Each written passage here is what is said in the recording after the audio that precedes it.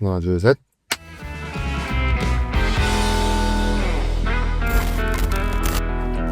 네, 안녕하세요, 여러분. 오랜만입니다. 포도밭의 훌리건으로 돌아온 대원입니다. 정말 저희가 5월에 전북전 이후로 처음으로 제가 영상을 찍는 것 같은데 꽤 됐죠, 그것도. 그 사이에 뭐 월드컵도 있었고 뭐 사실 비휴식기에도 좀 포도밭의 훌리건들을 하고 싶었는데 뭐 저희가 월드컵도 뭐 컨텐츠를 만들고 이렇게 하다 보니까 여건이 그렇게 되지가 않아가지고 못 만들었습니다. 뭐 그 사이에 뭐 토마스도 떠나고 우리도 나름 많은 일들이 있었지만 아무튼 뭐 여러분은 휴식기를 다들 잘 보내고 오셨나요? 휴식기 끝나고 오히려 후반기 첫 경기 포항전 홈 경기가 토요일에 있었죠. 저도 다녀왔습니다. 다녀왔고 정말 그냥 간만에 아워네이션을 가니까 그냥 그 자체로 너무 좋더라고요. 월드컵을 보면서 쓰렸던 속을 그냥 경기장에 가서 안양 축구를 보는 것만으로도 뭔가 좀 정화가 되는 그런 느낌이긴 했어요. 아무튼 그러고 포항전 3대2로 졌습니다. 참 좀 아쉽긴 했어요, 사실. 뭔가 그래도 후반기를 시작하면서 간만에 홈에서 승리하는 모습을 좀 보고 싶었는데 3대2로 졌고 경기에 대해서 간단히 좀 얘기를 해보자면은 전반적으로 포항이 우리보다 좀 잘했던 경기이기 때문에 포항이 이기지 않았나 싶긴 해요. 포항은 사실 전반기 때 경기력에 대한 이슈도 좀 있었고 공격 패턴에 대한 좀 아쉬움들이 좀 많았던 팀이었는데 그런 부분에 대해서는 많이 해소가 된 것 같더라고요. 니샤 켄토 선수나 뭐 트란지스카 이런 선수들도 전반기 때 정말 좀 아쉬운 얘기를 많이 들었었는데 그 선수들도 각자 뭐 적응을 한 것 같더라고요. 포항이 너무 잘했어. 약간 공격 패턴도 다양했고 매서웠고 너무 잘했어. 특히나 또 완델슨 선수가 정말 미친 활약을 하지 않았습니까? 아니 이 선수 나이도 많은데 지금 어떻게 이렇게 두 골을 한 도움을 하면서 이럴 수가 있습니까 이게. 첫 골을 저희가 엄청 일찍 먹혔잖아요. 거의 시작하고 나서 얼마 안 돼서 한 3분인가? 그때쯤에 먹혔던 걸로 기억하는데 좀 벙쪘어요. 좀 시작하자마자 너무 이런 시간 실점을 해가지고. 근데 그 골은 수비 집중력이 문제였다고 보고요. 보면은 그때 완대손이 완전히 좀 놓친 상태였었고 전반전 끝나기 직전에 거의 직전에 마테우스가 또 동점골을 넣었죠. 사실 그 골 같은 경우에는 전형적으로 코스가 좋은 골이었던 것 같아요. 공의 속도가 그렇게 빠른 느낌은 아니었고 마테우스가 막 갑자기 슈팅을 때리거나 이런 것도 아니었는데 코스가 너무 좋았고 뭐 그렇게 해서 들어간 골이 아닌가 싶습니다. 괜히 마테우스가 안양의 왕이고 이 선수가 왜 우리 팀에서 중요한 선수인지를 뭐 이런 모습으로 보여주는 것 같아요. 사실 골이 필요한 시점에서 뭔가 하나의 포인트를 보여줄 수 있는 외국인 선수 뭐 그런 게 마테우스 우리 팀에서 마테우스죠. 후반전에 들어오고 신광 선수가 이제 경고누적으로 퇴장을 당했죠. 근데 그러고 나서 10대 11로 경기가 되긴 했는데 우리가 실점을 합니다. 사실 그 골은 좀 자연재해라고 봐요. 아니, 완델슨 선수가 거기서 그게 때리는데 그걸 어떻게 막습니까? 그건 못 막아요. 그거는. 진짜 골망이 찢어진 거 아닌가 싶을 정도로 너무 잘 차고 강한 슈팅이었고 와가지고 골을 다시 보는데 진짜 골망 흔들리는 소리가 나더라고요. 그 중계 화면에서. 진짜 미친 골이었어 그거는. 그러고 있다가 또 이태희 선수가 동점골을 넣죠. 그거는 이제 측면에서 최현우 선수가 정말 잘 끌고 들어갔고 이제 크로스를 올렸고 그 페널티 박스 안에서도 혼전 상황이었는데 이태희 선수가 그 자기에게 온 찬스를 침착하게 잘 마무리해가지고 우리가 동점을 만들었습니다. 근데 우리가 보통 골 넣으면은 해피해피 이태희 하고서 떼떼떼를 하지 않습니까? 해피해피까지는 했어요. 그리고 킥오프를 했는데 떼떼떼를 못했습니다. 왜냐? 그러고 골이 들어갔기 때문이죠. 정말 킥오프 하자마자 거의 바로 들어갔어. 거의 그 시퀀스 자체에서 바로 들어갔어. 근데 이것도 보면은 좀 아쉬워요. 아쉽기는 한데 이것도 좀 수비 집중력의 문제라고 얘기할 수 있긴 한데 뭐 다시 돌려보면은 또 완델손이랑 이호재가 너무 잘한 것 같긴 해요. 사실 완델손이 거기서 이제 롱 길게 올려주는 것도 너무 좋았고 이호재가 그거를 공간을 찾아 들어가가지고 골로 연결시키는 시퀀스도 너무 좋았기 때문에 그것도 좀 아쉬움이 남긴 합니다. 사실 이번 경기에서 우리가 얘기할 수 있는 포인트는 수비 집중력에 대한 문제인 것 같아요. 근데 이 이야기를 비단 이번 경기에서만 하는 건 아닌 것 같거든요. 사실 우리가 계속 이번 시즌 내에서 수비 집중력 때문에 실점을 한다고 기억나는 포인트도 꽤 많았고 선제골을 넣고 끌려가다가도 뭐 실점을 해가지고 결국에 승점을 따오지 못하고 이런 경우도 꽤 많았던 걸로 기억이 나거든요, 지금. 특히나 보통 축구에서 킥오프하고 5분, 그리고 끝나기 전 5분, 그리고 득점 후 5분이 가장 주의를 해야 되는 시간이라고 하는데, 심지어 이번 경기에서는 그 가장 중요해야 되는 시간에서 2실점을 하고 말았습니다. 이 부분에 대해서는 뭐 아쉬워요. 확실히 수비 집중력에서 조금 아쉬운 포인트가 있었고, 뭐 근데 후반기 첫 경기니까 뭐 더 개선되겠죠. 이거는 그냥 아쉬울 뿐입니다.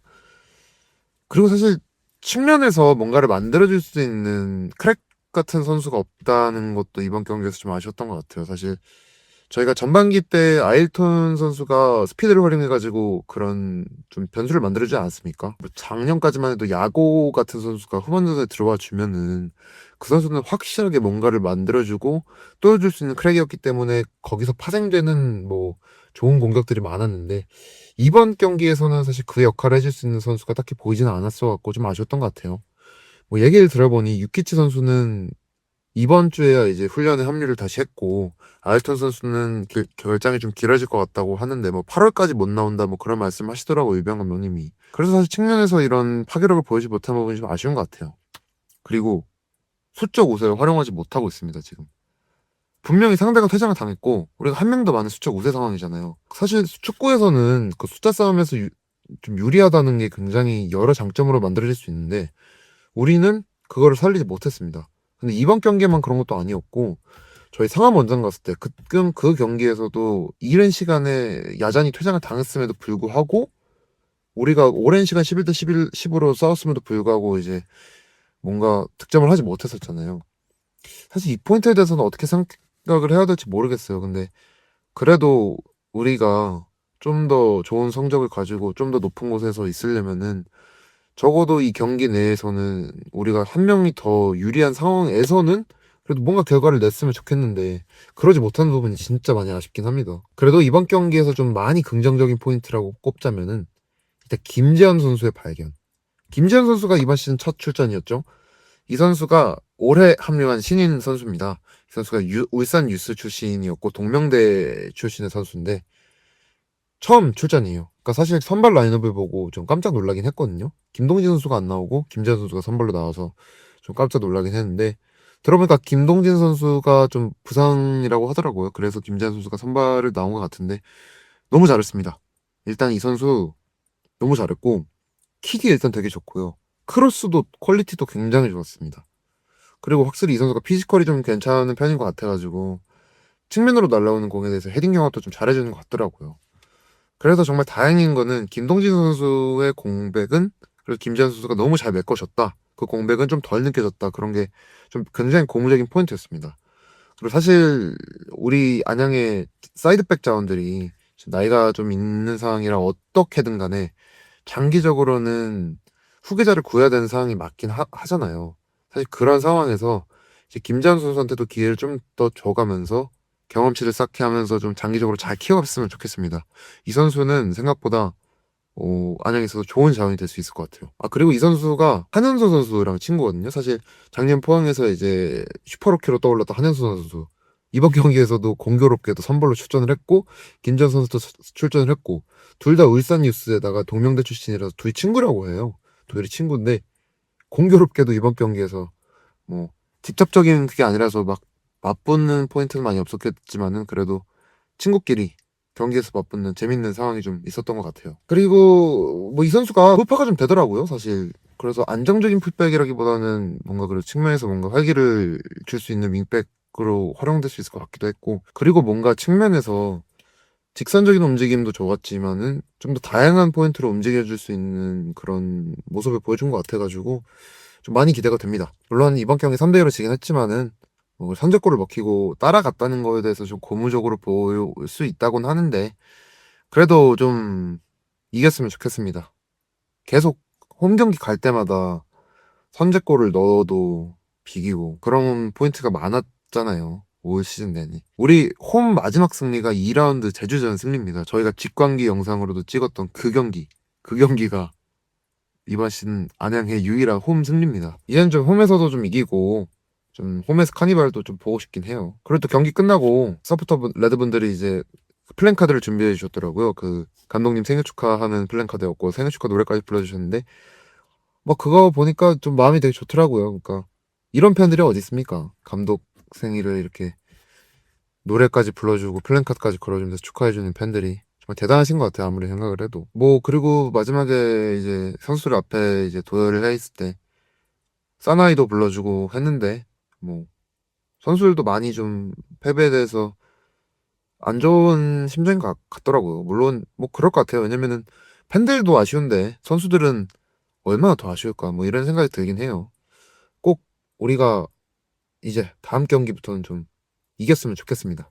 아, 그리고 이번 경기 선발 라인업이 좀 되게 좀 독특했죠?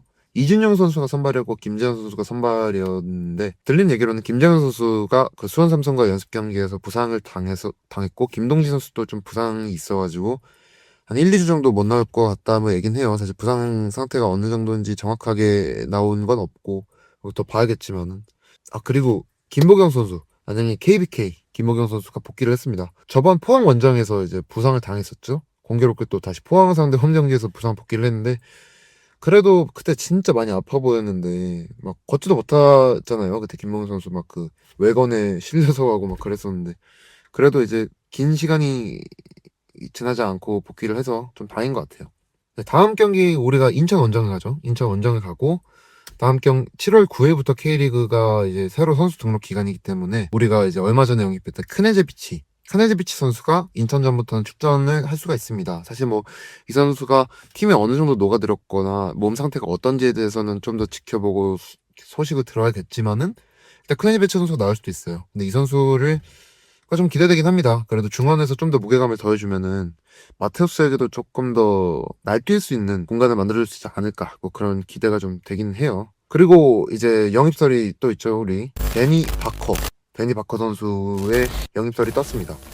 사실 요새 이제 안양에 이제 크네즈비치도 그렇고 바커도 그렇고 영입 루머가 뜨는 그 과정이 국내 언론에서 뭐 나오는 게 아니라 현지 언론사들에서 먼저 이제 유력한 언론사들에서 먼저 보도를 하더라고요.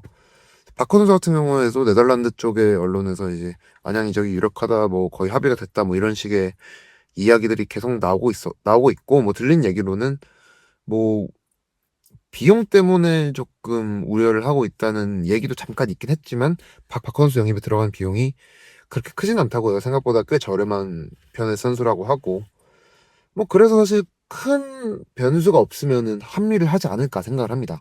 이 선수 얘기를 해보면은 조금 희한해요. 그러니까 이런 선수가 안양에? 라고 생각할 수도 있게 되는 커리어인 것 같거든요. 일단 지난 시즌 이제 25-26 시즌이죠. 네덜란드 1부 리그 에르데비지 테스타라는 팀에서 주전으로 뛰었습니다. 심지어 그냥 주전도 아니야. 테스타 주장이었어요. 이 선수가 센터백이거든요. 왼발 센터백이고 키 184에다가 센터백뿐만 아니라 수비형 미드필더 그리고 중앙 미드필더까지 소화할 수 있는 자원이라고 해요. 이걸 딱 들었을 때 누군가가 생각나지 않습니까? 네. 이제는 저 파란 유니폼을 입고 있는 우리의 사랑 토마스 선수. 토마스 선수랑 거의 판박이라고 할 수 있는 프로필이에요. 사실 이건 또 봐야겠지만은 근데 커리어적인 면에서는 토마스보다 훨씬 위입니다. 이 선수는 에레디비지의 경력도 꽤 많고요. 대충 뭐 어느 정도 찾아보니까 테스타 같은 경우도 빌드업 패턴을 굉장히 특이하게 가져간 팀이고 그 바커 선수가 거기서 좀 중추적인 역할을 맡는 선수였다고 해요. 뭐 이런 선수가 왜 안양에 오는지는 모르겠지만 기대되긴 합니다. 이 선수도 오게 된다면은. 그리고 이 선수가 토마스 선수와 함께 뛰었습니다. 안양에 오게 된 영향이 토마스 선수가 영향이 완전히 없을 것 같지는 않아요. 뭐 간접적으로라도 뭐 토마스 선수가 어떻게 얘기를 해줬거나 뭐 그런 게 이 팀으로 오게 된다면 영향을 주지 않았을까 뭐 이렇게 추측을 해볼 수 있을 것 같긴 합니다. 난 또 박호 선수가 오면은 그래도 안양의 전반적인 빌드업에 있어서 큰 기여를 할 수 있을 것 같기도 하고 크네즈비치랑 같이 해서 좀 더 단단한 팀을 만들 수 있을 것 같다는 부분에서 기대를 할 수 있을 것 같습니다. 이번에 경기에서 이제 서드 유니폼을 입었지 않습니까? 제가 지금 입고 있는 서드 유니폼이고 이거 저는 저희 그 팝업 했을 때 첫날에 가서 바로 샀거든요. 딱 그 사전에 공개됐을 때만 해도 너무 예뻐가지고 이건 무조건 사야겠다 해가지고 첫날에 바로 가서 산 거였거든요. 개인적으로 저는 이 유니폼이 안양의 역대 유니폼 중에서 손에 꼽은 유니폼이라고 감히 생각을 합니다. 일단은 검정색 유니폼 자체도 굉장히 예쁜데 여기에 이제 이번 컨셉이 홍득발자지 않습니까? 우리의 홍득발자.